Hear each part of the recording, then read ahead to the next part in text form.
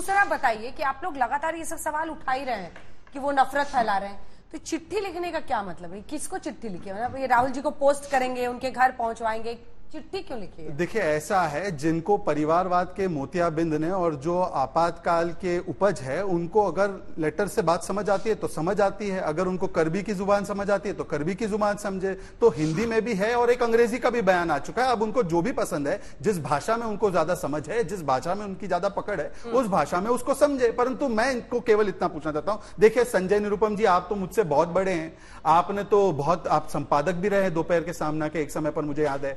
आपको तो मैंने केवल एक सिंपल सवाल पूछा था कि मुसलमानों का, अभी आपने यहां पर राग अलापा था, तो मुसलमानों के वोटिंग अधिकारों को छीनने वाले संजय राउत आज आपकी मोहब्बत की दुकान में सबसे बड़े शॉपकीपर है, तो उनको आप शॉपकीपर रखना चाहते हैं या उनको शॉप से बाहर निकालेंगे? पर उसका जवाब नहीं आया। चलिए छोड़िए, आपने कहा कि कोर्ट का काम है कन्विक्ट करना, हमारा काम थोड़ी है। परंतु भाई साहब, महाशय, देखिए मैंने अभी आपके बीच में नहीं बोला, आप तो बड़े प्रवक्ता हैं भाई साहब, आप मुझसे वरिष्ठ भी हैं, सभी तरीके से वरिष्ठ हैं आप मुझसे। मैं तो केवल इतना कह रहा हूं, इसके बाद मैं लौट रही हूं तुरंत। महाशय, मैं आपसे केवल इतना पूछ रहा हूं संजय भाई कि बता दीजिए कि आज जब जगदीश टाइटलर, जिनके ऊपर कोर्ट ने केस स्थापित करने का काम किया है, वो आपकी पार्टी में है, तो आपकी पार्टी तो उनको निकालना तो दूर, बदउन्नत करती है, उनको सीडब्ल्यूसी में लेती है, दिल्ली के एमसीडी के चुनाव में बनाकर रखती है, उनको भारत जोड़ो यात्रा में ले लेती है। तो बताइए, जगदीश टाइटलर को आप पार्टी से कब निकालिएगा? उनके ऊपर तो आरोप भी तय कर दिए गए हैं सीबीआई के द्वारा, पर उस पर भी आपका कोई स्टैंड नहीं होता है। आपने किस प्रकार की जांच करवाई? रंगनाथ मिश्रा को कमीशन में बिठाया और उसी वक्त उन्होंने क्लीन चिट जैसे दी तो उनको राज्यसभा और किस किस कमीशन में पहुंचाया, यह पूरे देश ने देखा है। इसीलिए मैं आपसे पूछता हूं कि देखिए, यह नफरत का मेगा मॉल है, मोहब्बत की दुकान नहीं है। इसीलिए आप एक भी नाम 84 के दंगों का नहीं बता पाए जिसको आपने सजा दिलवाई। और आखिरी में एक बात कहूंगा, इन्होंने कहा कि हमने तो केवल तारीफ की थी महात्मा गांधी के जन आंदोलन की, और किसी का अपमान नहीं किया। तो मुझे बताइए ना कि यह कहना क्या जरूरी था कि उससे पहले जिसका भी योगदान था वो असली योगदान नहीं था, केवल योगदान जो था वो साउथ अफ्रीका के बाद शुरू हुआ। अच्छा चलिए, यही कहा उन्होंने, कहा कि आजादी की लड़ाई शुरू हुई, ये कहा उन्होंने। आजादी की लड़ाई कब शुरू हुई?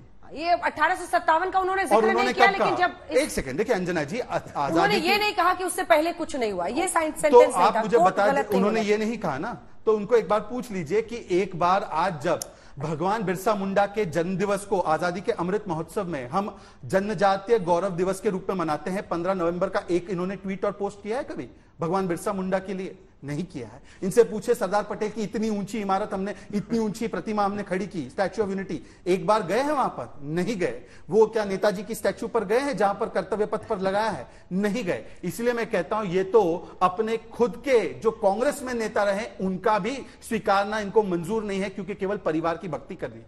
चलिए ठीक है, इसका जवाब दीजिए, इसका जवाब दीजिए संजय जी। ऐसा है अंजना जी, मैंने दूसरे वक्तव्य में ये बात कही थी कि भले ही शिवसेना और कांग्रेस का अलायंस है, इसका मतलब शिवसेना और कांग्रेस एक दूसरे के तमाम विचारों से सहमत है, ऐसा नहीं है।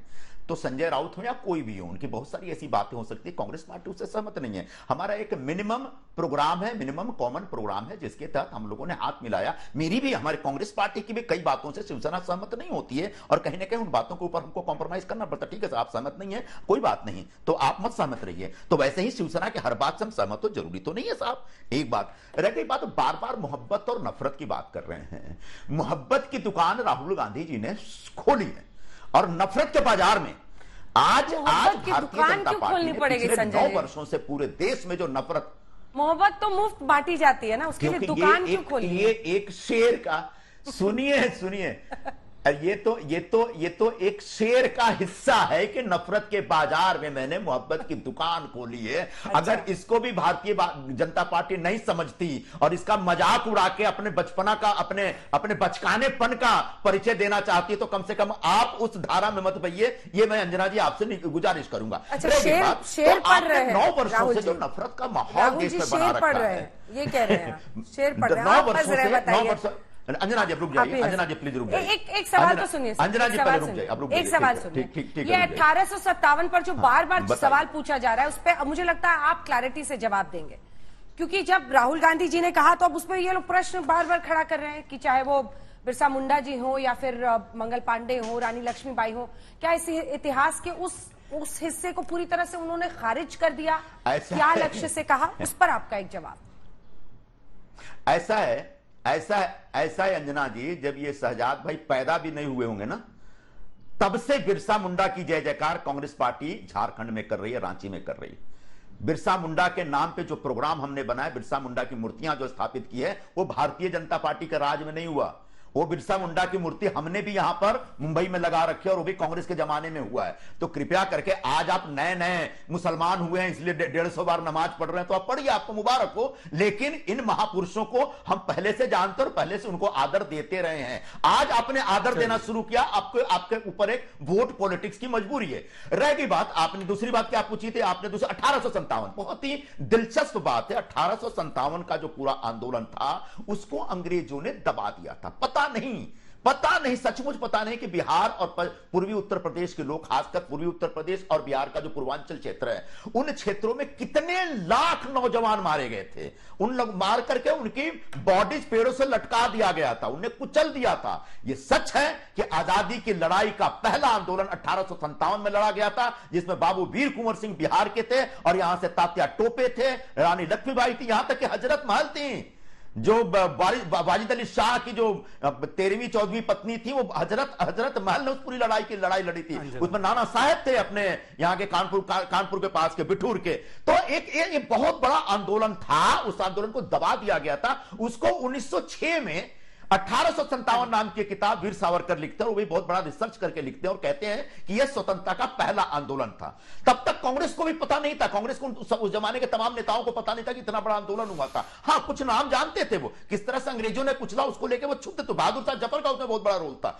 उसके बाद 1936 में नेहरू जी ने कांग्रेस के अधिवेशन में रिजोल्यूशन पास किया और सरेआम कहा कि आजादी की पहली लड़ाई वो थी, और उस लड़ाई को, उस आजादी की लड़ाई को हम सम्मान देते हैं। और कांग्रेस पार्टी का कोई भी आदमी कभी भी 1857 के आंदोलन के खिलाफ नहीं जा सकता।